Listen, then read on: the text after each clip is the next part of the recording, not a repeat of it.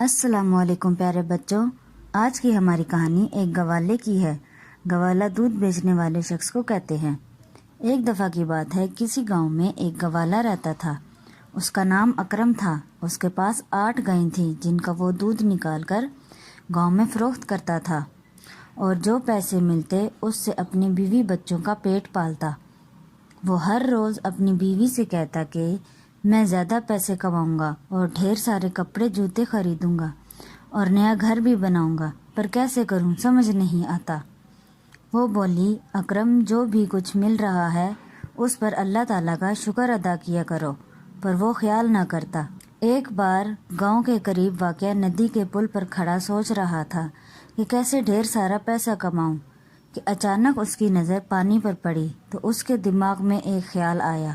اگلی صبح جب وہ دودھ کی بوتلیں بھرنے لگا تو اس نے وہ بوتلیں آدھی بھری اور آدھی خالی چھوڑ دیں اور ندی کے کنارے پہنچ کر اس نے باقی بوتلیں جو آدھی بھری تھیں اوپر سے پانی ڈال دیا۔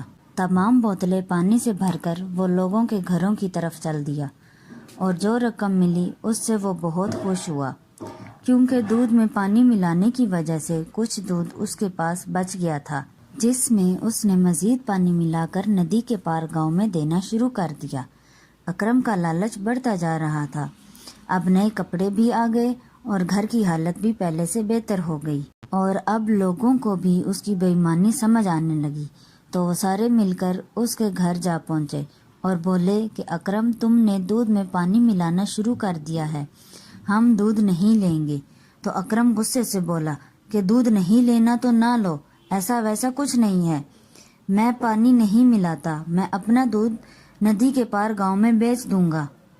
اور پھر گھر جا کر دروازہ بند کر دیا۔ اکرم دوسرے گاؤں جا کر دودھ فروخت کرتا اور پیسے کماتا۔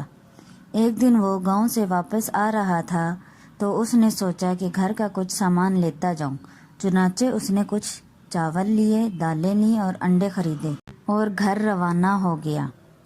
گھر جا کر جب اس کی بیوی نے انڈا توڑا تو وہ پتھر کا تھا، یعنی انڈے کی جگہ پتھر تھے، اور جب اکرم نے پکے ہوئے چاول کھائے تو اس میں بھی کنکر تھے، تو وہ بیوی پر غصہ ہوا کہ تم نے کھانا بنایا ہے یا پتھر بنائے ہیں؟ تو وہ بولی کہ اس میں میری کوئی غلطی نہیں ہے، انڈے کی جگہ بھی پتھر ہیں، 12 انڈوں میں سے 10 پتھر نکلے ہیں۔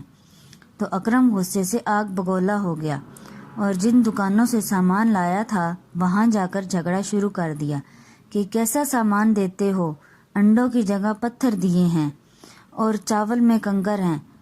تو دکاندار بولے کہ تم بھی تو یہی کام کرتے ہو، دودھ میں پانی ملاتے ہو، ہم بھی دودھ کے پیسے دیتے ہیں، پانی کے نہیں۔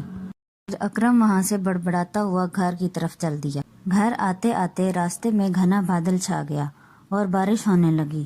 وہ جلدی جلدی گاؤں کی طرف دوڑا، ہر طرف پانی ہی پانی ہونے لگا، سب لوگ گھروں میں چھپے تھے۔ اچانک اونچے ٹیلے سے ایک سیلابی ریلا آیا اور اس کی گائیں پانی میں بہنے لگی۔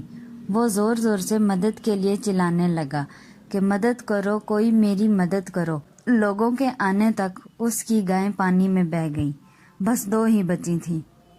اتنی دیر میں بارش بھی تھم گئی۔ اکرم سر پکڑ کر بیٹھ گیا اور زاروں قطار رونا شروع کر دیا۔ گاؤں کے لوگوں نے بولا کہ ہم کتنا سمجھاتے تھے کہ دودھ میں پانی نہ ملایا کرو، تم نے کسی کی نہیں سنی۔ اب یہ وہی پانی تھا جو تم دودھ میں ملاتے تھے، جو سیلاب کی شکل میں تمہاری گائیں لے گیا۔ اکرم کو اس کے لالچ کی سزا مل چکی تھی اور اس نے گناہوں سے توبہ کر لی۔ اس کے پاس جو بچا کچا مال اور گائیں تھیں اس سے دوبارہ اپنا کام ایمانداری سے کرنا شروع کر دیا۔ بچوں، اکرم جھوٹ بھی بولتا اور بے ایمانی بھی کرتا تھا، جس کی اسے سزا ملی۔ اس لیے ان سب کاموں سے بچنا چاہیے، کیونکہ بعد میں نقصان اٹھانا پڑتا ہے۔ اچھا بچوں، دوبارہ ملیں گے ایک نئی کہانی کے ساتھ۔ میرے چینل کو لائک، شیئر اور سبسکرائب کرنا مت بھولیں۔ اللہ حافظ۔